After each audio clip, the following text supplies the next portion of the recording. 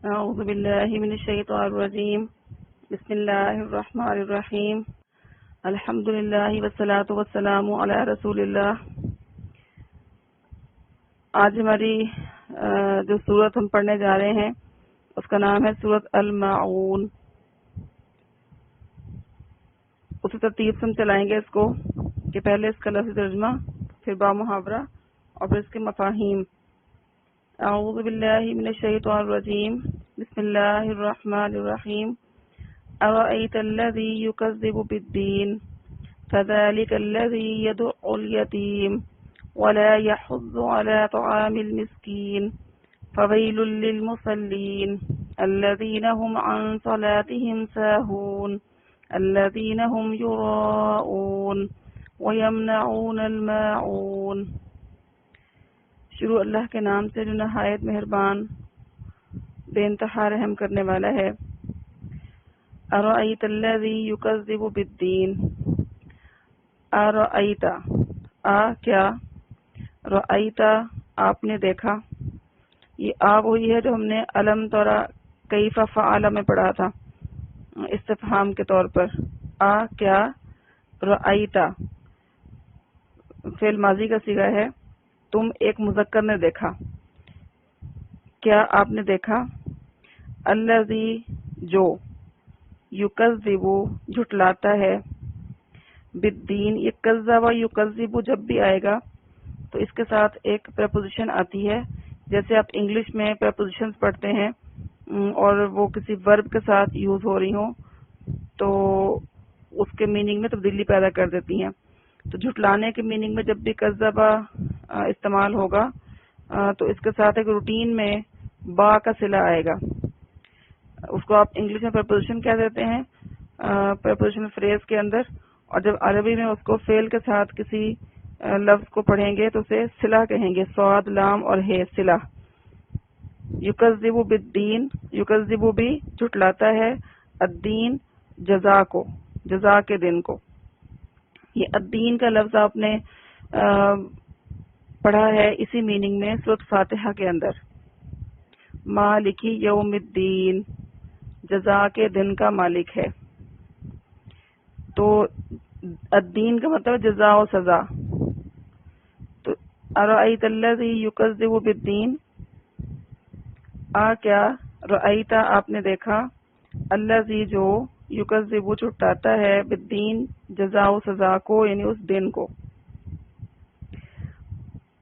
فذلک الذی یدع الیتیم، فا تو ذالک وہی ہے، الذی جو، یدعو دھکے دیتا ہے. یہ دھکا دینا دور کرنے کے سینس میں ہے، دھتکارنے کے سینس میں ہے، اور اس دھتکارنے کا جو مقصد ہے وہ اس کو اس کے حق سے محروم کرنا ہے. کس کو؟ الیتیم، یتیم کو. فذلک الذی یدعو الیتیم، تو یہی ہے وہ جو دھکے دیتا ہے یتیم کو. ولا یحض، ولا اور نہیں، یحض وہ ترغیب دلاتا، وہ ابھارتا نہیں ہے، علی پر. جب ابھارنے کے میننگ میں حض یحض آئے گا تو اس کے ساتھ علی کا صلہ آئے گا. ولا یحض علی، اور وہ نہیں ابھارتا کس چیز پر؟ طعام المسکین. یہ مرکب اضافی ہے، طعام المسکین، طعام کھانا، المسکین مسکین کا. جو مسکین کے کھانے پر نہیں ابھارتا، جو مسکین کے کھانے کی ترغیب نہیں دلاتا. فا تو فویل للمصلین، فا تو ویل، ویل ہے، بربادی ہے، ہلاکت ہے، تباہی ہے. کئی میننگ ہے اس کے، اور یہ جہنم کے اندر ایک گڑھے کا نام بھی ہے، ویل. فویل تو تباہی ہے، لیے، المصلین نمازی. تو تباہی ہے نمازیوں کے لیے. کون سے نمازی؟ الذین جو، ہم وہ، ان سے، صلاتی نمازیں، ہم ان کی، ساہون غافل ہیں.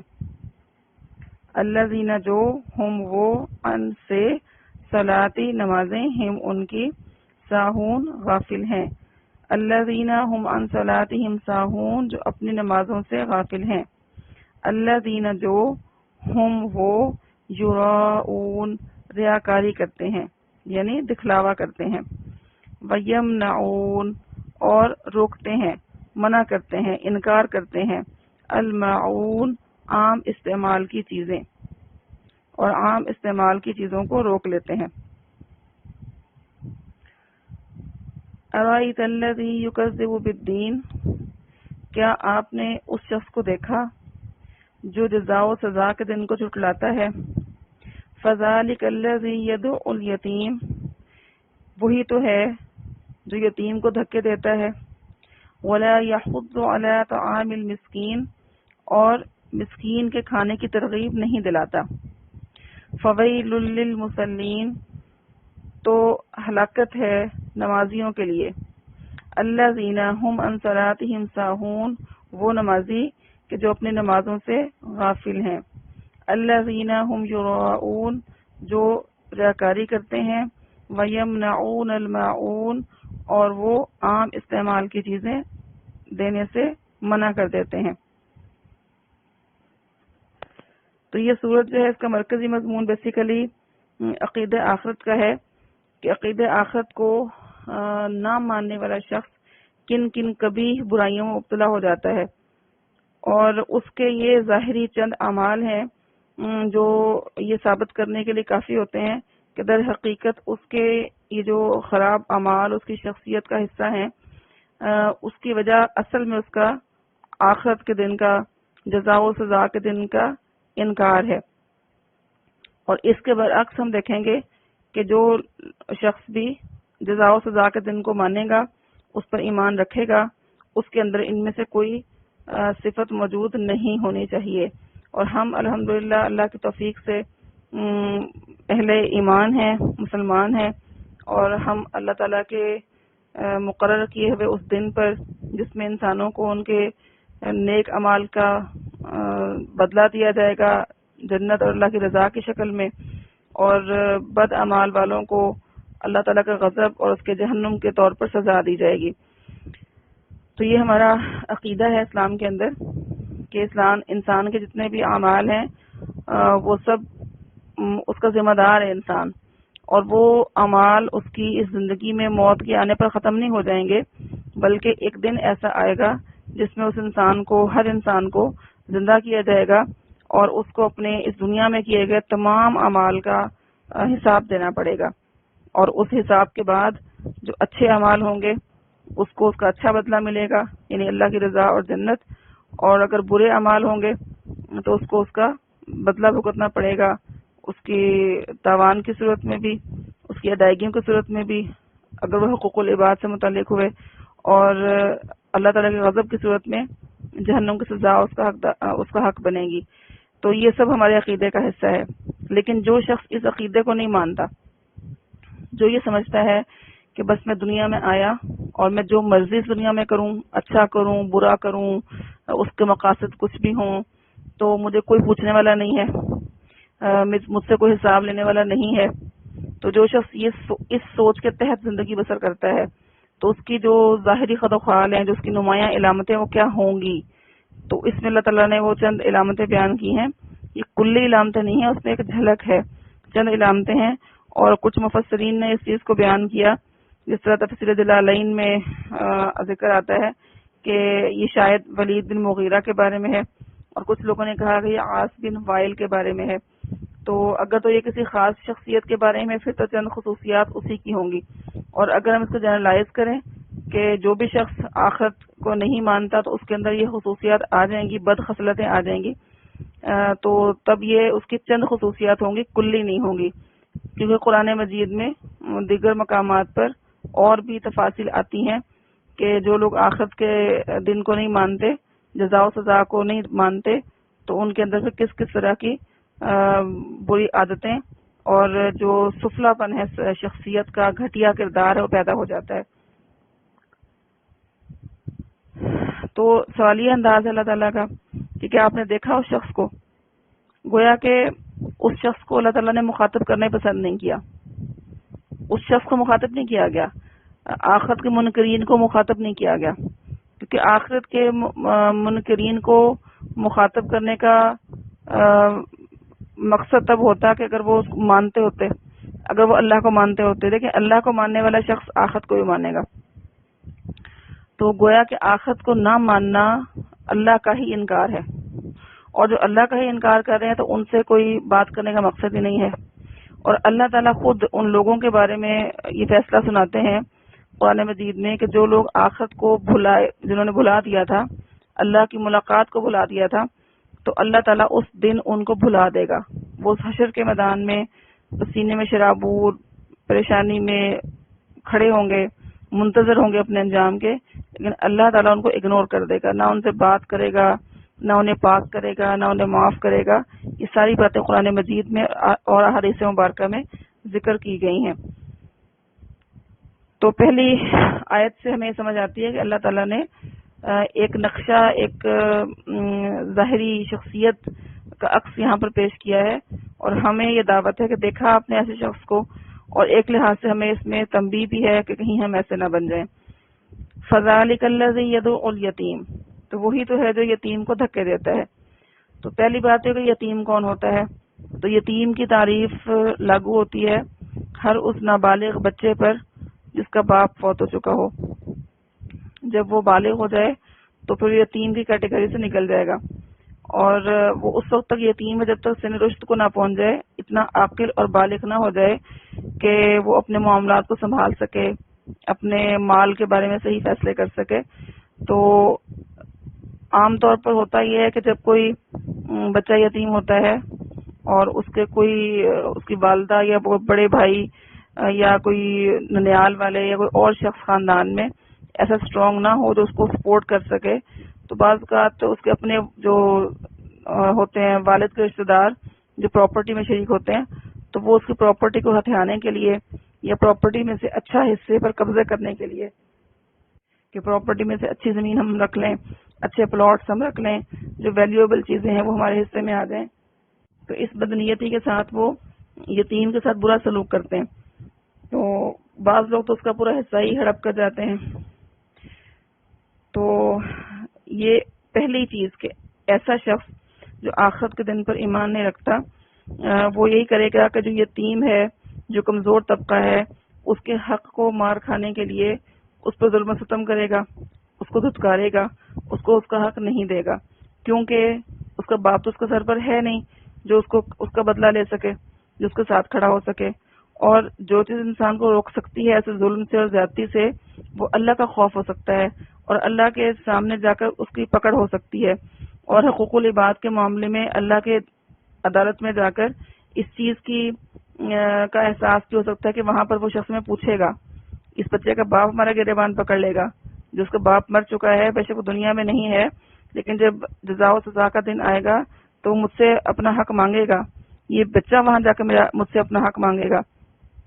لیکن جب اسے اس بات کا احساس ہی نہیں ہے کہ کوئی دن آنے والا ہے، تو پھر وہ اسی دنیا کو سب کچھ سمجھتا ہے، اور اسی کو ہتھیانے کے لیے، اسی کے لالچ میں، اسی کی حرص میں وہ ایک کمزور طبقے پر زیادتیاں کرتا ہے اور اس کو دھتکارتا ہے کہ کہیں وہ اپنا حق نہ مجھ سے مانگ لے. وَلَا يَحُضُّ عَلَىٰ طَعَامِ الْمِسْكِينِ، اور یہ وہ طبقہ ہے جو کہ معاشرے میں رشتہ دار نہ بھی ہو تو انسانیت کے ناطے سے ایک احساس کا رشتہ ہوتا ہے کہ اصل جو بنیادی ضرورت ہے ہر انسان کی وہ کھانا ہے. بعض کا انسان معمولی لباس میں، پھٹے ہوئے لباس میں بھی گزارا کر لیتا ہے، چھت کے بغیر بھی زندگی کچھ عرصے کے لیے گزار سکتا ہے انسان، لیکن جو چند گھنٹے کے بعد تقاضا ہے انسان کے پیٹ کو بھرنے کا، وہ ہر انسان کے ساتھ لگا ہوا ہے، اور یہ انسان کی انتہائی مجبوری والی کیفیت ہے. اسی لیے اللہ تعالیٰ نے اس کیفیت کو سمجھتے، اس کیفیت کے مطابق اللہ تعالیٰ نے جو چیز رعایت دی ہے انسان کو کہ اگر انسان کو شخص بھوک سے، ایسی بھوک جو اس کو ہلاک کر دینے والی، مخمصہ کہتے ہیں، ایسی بھوک جو انسان کو ہلاک کر دینے والی ہو، جس کو موت کا ڈر ہو بھوک کی وجہ سے، تو انسان اپنی جان کو بچانے کے لیے حرام بھی کھا سکتا ہے. تو اتنی یہ ضرورت ہے انسان کی بھوک کو پورا کرنا اور پیٹ پوجا کرنا. تو اب جو مسکین شخص ہے، مسکین کون ہوتا ہے؟ مسکین وہ ہوتا ہے جو اپنا کمانے کی کوشش تو کرتا ہے، کوئی روزگار کا ذریعہ بھی اس کا ہوتا ہے، لیکن وہ اپنی جو روزی ہے وہ اتنی نہیں کما سکتا کہ اپنے حاجتیں پوری کر سکے. گھر کا کرایہ ہے، افراد خانہ کے اخراجات ہیں، لباس کے، کھانے کے اور ان چیزوں کے، اگر وہ پورے نہیں کر پاتا، کماتا ہے، وہ اس کو ذریعہ روزگار ہے، تو اس کو ہم مسکین کہیں گے. تو ایسا شخص اپنی روزی کو اتنا نہیں کما پاتا کہ اس کے اخراجات جو ہیں وہ اس کے اخراجات مکمل پورے ہو سکیں اس کی کمائی سے. تو ایسے شخص کے کھانے کا بندوبست، اس کے جو ارد گرد بسنے والے لوگ ہیں، خواہ وہ اس کے رشتہ دار ہوں، خواہ وہ محلے دار ہوں، خواہ اس کو جاننے والے ہوں، ان سب کی ذمہ داری ہے. اور ممکن ہے کہ کوئی شخص کسی کو جانتا ہو کہ وہ شخص غربت کی حالت میں ہے اور وہ اپنا فاقے کر رہا ہے، اس وقت اس کا کھانا پورا نہیں ہوتا، تو ممکن ہے کہ وہ جاننے والا شخص جس کو جو ہے وہ نہ فراہم کر سکتا ہو، اس کے بعد خود بھی اتنی گنجائش نہ ہو کہ اس کو فراہم کر سکے. لیکن کم از کم اس کو سینے میں دل تو ہو جو یہ محسوس کرے کہ وہ کس حالت میں ہے، تو میں کسی اور کو کہوں کہ اس کو کھانا کھلا دے. چلو خود تو میں نہیں کھلا سکتا، تو کم از کم میں کسی کو آمادہ تو کر سکتا ہوں اس بات پر کہ اس شخص کا جو ہے وہ کھانے کا بندوبست کر دے. لیکن جب آخرت کا یقین نہ ہو، تو اللہ کی خاطر کام کرنے کا جذبہ نہ ہو، تو کوئی شخص اتنی پین بھی نہیں لیتا کہ وہ کسی کے لیے اتنی ایفرٹ کرے، ٹائم لگائے، کسی کے پاس جائے، اس کو قائل کرے، آمادہ کرے کہ فلاں مسکین بندے کے خوراک کا بندوبست کیا جائے. کیونکہ ان ساری نیکیوں کو کرنے والا وہی شخص ہو سکتا ہے جس کو اس نیکی پر کوئی اجر ملنے کی امید ہوتی ہے، اللہ کی خوشی کی، اللہ کے چہرے کی خوشی کی امید ہوتی ہے. جب یہ چیزیں نہ ہوں انسان کے سامنے، مقصد نہ ہو اس کا، تو پھر کوئی شخص بھی اپنی دنیا داری کے جھنجٹ سے آزاد ہو کر ان کاموں کے پیچھے نہیں پڑتا. وہ کہتے ہیں یہ تو ٹائم ویسٹنگ چیز ہے، ہمیں کیا ملے گا ان کو اوچ کر کے، ان کا اپنا مسئلہ خود ہی نپٹیں. لیکن جب اللہ تعالیٰ کی اس دن پر نظر ہوتی ہے، اللہ تعالیٰ کی ملاقات کا یقین ہوتا ہے، تو پھر اس شخص کے لیے یہ خوشخبری، وہ ایک موٹیویشن ہوتی ہے اس بندے کے لیے کہ وہ ایسے نیکیاں کرے جس سے وہ اپنے رب کی خوشنودی حاصل کر سکے. اگلی علامت جو جزا و سزا کے دن کو چٹلانے والوں کی ہے، وہ بہت ہی تشویشناک قسم کی ہے، کیونکہ یہ وہ لوگ ہیں جو نمازیں پڑھنے والے لوگ ہیں. تو یہ بہت غور سے سمجھنے کا پوائنٹ ہے، کیونکہ یہ ہر شخص سے متعلق ہے. نماز پڑھنا ہم میں سے ہر بندے کی ذمہ داری ہے. تو اس میں ویل کن نمازیوں کے لیے ہے، یہ بہت سوچنے کا اور غور کرنے کا مقام ہے. تو فویل للمصلین، تو ہلاکت ہے، تباہی ہے، بربادی ہے ان نمازیوں کے لیے، الذین هم عن صلاتهم ساہون، جو اپنی نمازوں میں سے غافل ہیں، الذین هم یراؤون، جو ریاکاری کرتے ہیں. یہ 3 آیات ہیں اور تینوں کا تعلق نمازیوں کے ساتھ ہے. جو ایسے نمازی ہیں کچھ جن کے لیے نماز کی وجہ سے کوئی فائدہ نہیں ہے، کوئی معافی نہیں ہے، کوئی نیکی نہیں ان کے حصے میں آ رہی، بلکہ وہ ویل کے مستحق ہو رہے ہیں. وہ کیوں ویل کے مستحق ہو رہے ہیں، وہ کیسے نمازی ہیں؟ تو ان نمازیوں کی 2 خصوصیات اللہ نے یہاں بیان کی ہیں. ایک خاصیت ان کی یہ ہے کہ وہ اپنی نمازوں سے غافل ہیں. یہ بات یاد رکھیں کہ یہاں پر جو ہے نا الذین هم عن صلاتهم ساہون ہے، ان کا صلہ ہے، یہاں پر فی نہیں آیا. یہ ایک خوش آئند بات ہے، یہ ہمارے لیے بھی تسلی کا باعث بات ہے. اگر اللہ نہ کرے یہاں پر ایسا ہوتا کہ الذین هم فی صلاتهم ساہون، وہ نمازوں میں بھول جاتے ہیں، نمازوں میں غافل ہو جاتے ہیں، تو پھر تو ہماری کسی کی نماز قبول ہی نہ ہوتی، پھر تو ہم سبھی اس زمرے میں آ جاتے. لیکن یہاں پر ان کا صلہ ہے نمازوں سے، ٹھیک ہے، نماز کے اندر نہیں، نماز کے اندر انسان بھول سکتا ہے. یہ ساہون کا لفظ ہے، اسی سے ہم سجدہ سہو بولتے ہیں. انسان نماز میں کوئی بھول گیا، کوئی غلطی کر گیا، سہو ہو گیا، اس سے کوئی بھول ہو گئی، تو وہ اس کا ازالہ کرتا ہے آخر میں 2 سجدے کر کے. تو نماز کے اندر بھولنے پہ تو مواخذہ نہیں ہے، کیونکہ اللہ کے نبی صلی اللہ علیہ وسلم خود بھی اس معاملے میں ان سے بھول چوک ہوئی اور آپ نے ہی سجدہ صاحب کا طریقہ سکھایا اپنی امت کو. تو یہ ہے نمازوں سے غافل ہیں. اور دوسری ان کی جو برائی ہے وہ کیا ہے کہ وہ ریاکاری کرتے ہیں، الذین هم یراؤون، اور وہ ریاکاری کرتے ہیں. 2 چیزیں ہیں. دیکھیے اب یہ نمازوں میں جو نمازوں سے غافل ہونے کا معاملہ ہے اس کی کئی صورتیں ہو سکتی ہیں. ایک تو یہ کہ ایک شخص نمازیں 4 پڑھتا ہو، 5 نمازیں فرض ہے نا، تو 4 نمازیں پڑھتا ہو اور کوئی ایک نماز چھوڑ دینے کا عادی ہو، جیسے فجر کی نماز کچھ لوگ نہیں پڑھتے، کبھی بھی نہیں پڑھتے، کچھ لوگ عشاء کی نماز نہیں پڑھتے، اسٹوڈنٹس کے اکثر ظہر کی نماز قضا ہو جاتی ہے، اکیڈمیز میں لوگ جاتے ہیں وہاں پر ان کی مغرب کی نماز قضا ہو جاتی ہے.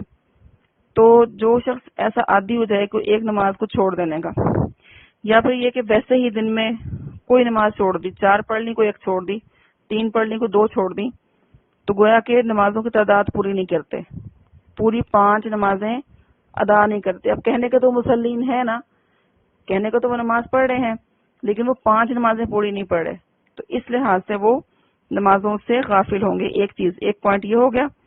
دوسرا یہ کہ اللہ تعالیٰ نے نمازوں کو ان کے اوقات میں فرض کیا ہے، تو جو شخص ان کے وقت کو ٹال کر پڑھے، وقت کو نکال کر پڑھے، وقت نکل جائے پھر نماز پڑھنا شروع ہو جائے، تو جیسے کچھ لوگ عصر کی نماز کو بہت لیٹ کر دیتے ہیں اور مغرب سے کچھ آدھا پونا گھنٹہ پہلے پڑھ رہے ہوتے ہیں، تو اس کے بارے میں تو خاص طور پر وعید ہے کہ نبی اکرم صلی اللہ علیہ وسلم نے فرمایا کہ یہ منافق کی نماز ہے، یہ منافق کی نماز ہے، یہ منافق کی نماز ہے، 3 مرتبہ فرمایا. تو صحابہ نے پوچھا کہ یا رسول اللہ صلی اللہ علیہ وسلم کون سی نماز منافق کی نماز ہے؟ تو فرمایا کہ بیٹھا سورج کو تاکتا رہتا ہے، ایسے سستی کے مارے، کوئی کام بھی نہیں کر رہا، کچھ نہیں کر رہا، سستی کے مارے بیٹھا ہے، سورج کا دیکھ رہا ہے اچھا ٹائم اتنا ہو گیا اتنا ہو گیا اتنا ہو گیا، اور پھر جب سورج زرد ہو جاتا ہے تو اٹھ کر 4 ٹھونگے مارتا ہے اور اس میں اللہ تعالیٰ کو کم ہی یاد کرتا ہے. تو یہ چیز دوسرا پوائنٹ ہو گیا کہ وقت پر نماز کو نہیں پڑھتا. اور تیسری چیز یہ بنتی ہے اس کی کہ نماز اگر پڑھتا بھی ہے تو سستی کے ساتھ اٹھتا ہے، دل لگی سے، دل جمعی سے، شوق سے نہیں پڑھتا بلکہ سستی اور کاہلی کا مظاہرہ کرتا ہے. تو اللہ تعالیٰ نے جو منافقین کی صفات بتائی ہیں قرآن مجید میں، اس میں اللہ نے فرمایا کہ وَإِذَا قَامُوا إِلَى الصَّلَاةِ قَامُوا كُسَالَىٰ، کہ جب وہ نماز کی طرف آتے ہیں، اٹھتے ہیں نماز کے لیے تو سستی کے ساتھ اٹھتے ہیں. یراؤن الناس، لوگوں کو دکھاوا کرتے ہوئے، ولا یذکرون اللہ الا قلیلا، اور اللہ کو کم ہی یاد کرتے ہیں اس میں. اور اسی کے اندر وہ صفت بھی آ گئی ان کی کہ وہ ریاکاری کرتے ہیں. تو اللہ کے نبی صلی اللہ علیہ وسلم نے فرمایا کہ مجھے تم پر جس چیز کا سب سے زیادہ اندیشہ ہے وہ ریاکاری ہے، جس کو شرک اصغر کہا گیا ہے. تو یہ بہت تشویشناک بات ہے کہ نمازیوں کے لیے ویل ہے. دیکھیں اللہ تعالیٰ نے قرآن مجید میں سورۃ البقرہ کے اندر یہ فرمایا نماز کے بارے میں کہ وَإِنَّهَا لَكَبِيرَةٌ إِلَّا عَلَى الْخَاشِعِينَ الَّذِينَ يَظُنُّونَ أَنَّهُمْ مُلَاقُو رَبِّهِمْ وَأَنَّهُمْ إِلَيْهِ رَاجِعُونَ، کہ یقیناً جو نماز ہے وہ سخت گراں کام ہے، سخت بھاری کام ہے، سوائے ان لوگوں کے کہ جو اپنے رب سے ملاقات کا یقین رکھتے ہیں اور اس بات کا ایمان رکھتے ہیں کہ وہ اس کی طرف لوٹ کر جانے والے ہیں. گویا کہ عقیدہ آخرت ہی وہ عقیدہ ہے، جزا و سزا کا دن کا ہی عقیدہ وہ عقیدہ ہے، اللہ سے ملاقات کا عقیدہ ہی وہ عقیدہ ہے جو انسان کے لیے نماز کو سہل بناتا ہے، نماز کو آسان بناتا ہے. اور اگر نماز میں گڑبڑ ہے، نماز کے اندر کوتاہی ہے، سستی ہے، 5 نمازیں پوری نہیں ہوتی یا وقت کو ٹال کر نماز پڑھی جاتی ہے، تو یہ اس چیز کا ثبوت ہے کہ اس شخص کا جو جزا و سزا کے دن پر ایمان ہے اس میں یا تو کمزوری ہے یا وہ ہے ہی نہیں سرے سے. تو یہ تشویشناک بات ہم سب کے لیے ہے، کیونکہ ہم میں سے اکثر لوگ ان میں سے کوئی ایک نہ ایک چیز کر لیتے ہیں، یا تو نماز چھوڑ دیتے ہیں یا وقت کو ٹال دیتے ہیں یا سستی کا مظاہرہ کرتے ہیں. تو اس چیز سے اجتناب کرنا چاہیے اور اپنی نمازوں کی حفاظت کرنی چاہیے. آخری چیز اس حوالے سے یہ کہ وَيَمْنَعُونَ الْمَاعُونَ، دیکھیں انسان کسی کی مدد کیوں کرے گا؟ یا تو کسی شخص سے محبت کی وجہ سے کر دیتا ہے، یا پھر کسی اور ہستی کی محبت میں اس کی مخلوق کے ساتھ کرتا ہے. اگر اللہ تعالیٰ سے محبت ہے، اللہ سے کوئی تعلق ہے، اللہ کے سامنے پیش ہونے کا یقین ہے، اسے اجر پانے کا یقین ہے، تو انسان انسانوں کے لیے آسانیاں کرے گا اور جو بھی ان کے لیے کچھ ہیلپ فراہم کر سکے وہ کرے گا. لیکن جب یہ آخرت کا یقین ہی نہ ہو تو پھر انسان کے اندر دنیا کی محبت گھر کر جاتی ہے. پھر دنیا سے انسان محبت کرتا ہے، دنیا کے چھوٹی سے چھوٹی چیز سے بھی محبت کرتا ہے، اور وہ چھوٹی قلیل چیز بھی کسی کو دے کر راضی نہیں ہوتا. کیونکہ اس کے دنیا ہی سب کچھ ہے نا، آخرت کا تو اس کے لیے کوئی ہے ہی نہیں امکان. وہ سمجھتا ہے کہ آخرت تو آنی ہی نہیں ہے نا، تو وہ آخرت کے لیے کیوں سوچے گا؟ تو وہ چونکہ دنیا کو ہی سوچتا ہے اور دنیا کی ہر چیز اس کے لیے اہمیت اختیار کر جاتی ہے، تو پھر اس کے ارد گرد رہنے والے لوگوں میں سے اگر کوئی اس سے کوئی چیز طلب کرتا ہے، کوئی عام استعمال کی، کوئی ہتھوڑی ہے، کوئی پلاس ہے، کوئی دیگچا ہے، کوئی چمچ ہے، کوئی اس طرح کی چیز جو عام استعمال کی چیزیں گھروں میں ہوتی ہیں، تو سیڑھی ہے جو ہم سایہ عام طور پر دوسرے سے لے کے استعمال کر لیتے ہیں، تو وہ اس کو وہ بھی دے کر راضی نہیں ہوتا، منع کر دیتا ہے کہ نہیں میں نہیں دیتا. یعنی پھر اس کے انسان کے اندر سے مربت بھی ختم ہو جاتی ہے، لوگوں کا لحاظ بھی ختم ہو جاتا ہے، کیونکہ اس کو اللہ سے تو کوئی اجر کی امید نہیں ہے، اور دنیا کو دیکھا تو اس کو لاس ہوگا، وہ چیز توڑ نہ دے، خراب نہ کر دے، وہ گھس نہ جائے. تو اتنا زیادہ حرص اس بندے کے اندر پیدا ہو جاتا ہے آخر تو جو ہے انکار کر دینے کی وجہ سے، اور یہ بخیلی اس کے اندر سرایت کر جاتی ہے، کنجوسی اس کے اندر آ جاتی ہے. تو یہ ساری چیزیں جو بیان کی گئی ہیں اس کے اندر، اس صورت کے اندر بہت اہم باتیں ہیں. اس میں سے کوئی چیز بھی ایسی ہے جو مائنر قسم کی ہو، یہ انسان کی شخصیت کو شو کرنے والی چیزیں ہیں. تو یتیم کا حق جو ہم نے پہلے بات کی، یہ خاص طور پر اس لیے بھی اہم ہے کہ اللہ تعالیٰ نے قرآن پاک کے اندر یتیموں کے حقوق کے بارے میں بہت مرتبہ ذکر کیا، حقوق بیان کیے.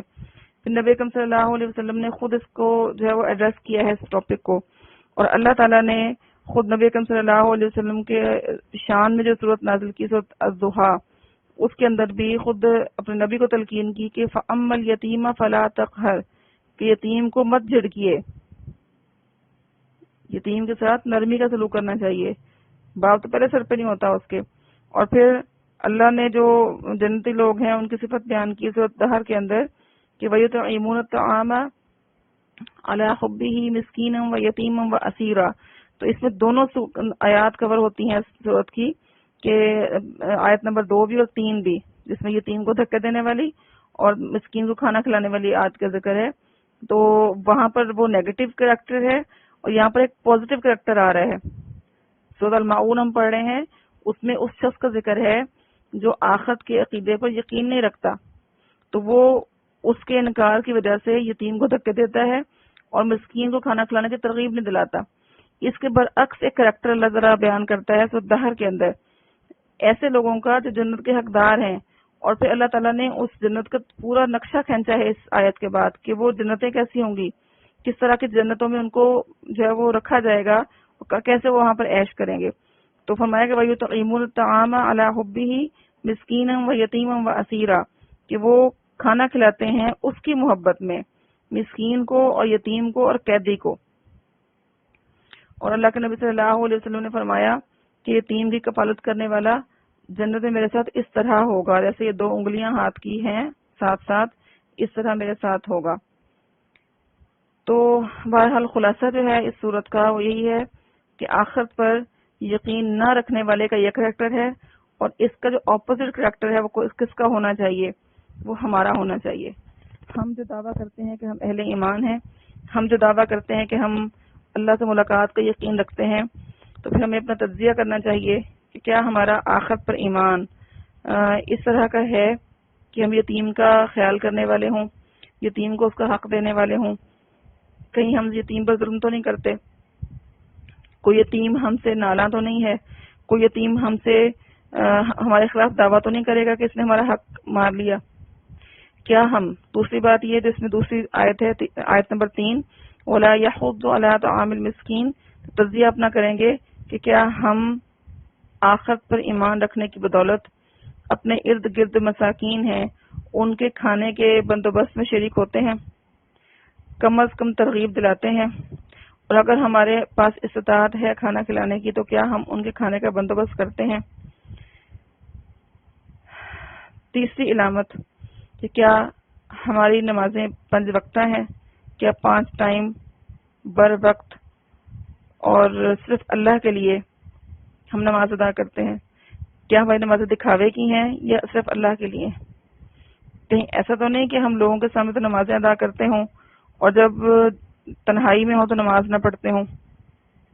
کچھ لوگ اپنے دفاتر میں اور ان مقامات پر جہاں پر لوگوں کی کمپنی میں ہوں باجماعت بھی نماز ادا کرتے ہیں، لیکن جب اپنے گھروں میں ہوں تو فجر کی نماز تک قضا کر دیتے ہیں، حالانکہ وہ تو سراسر اپنا ٹائم ہوتا ہے. فجر کا ٹائم تو کسی کا ٹائم نہیں نا کہ کوئی دخل اندازی کرتا ہے، وہ تو بندے کے پرسنل ٹائم ہے، تو اس کو بھی قضا کر دیتے ہیں. تو اس کا مطلب یہ ہے کہ وہ باقی 4 نمازیں دکھاوے کے لیے پڑھ رہے تھے.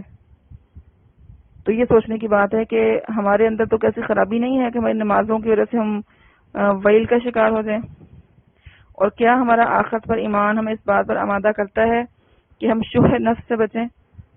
اللہ فرماتا ہے وَمَن یوق شح نفسہ فاولئک هم المفلحون، جو کوئی دل کی تنگی سے بچا لیے گئے وہی فلاح پانے والے ہیں.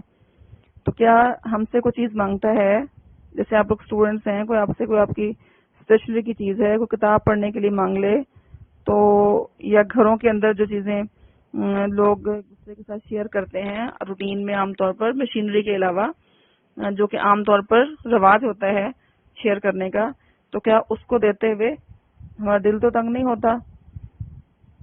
تو یا ہم اس کو منع تو نہیں کر دیتے؟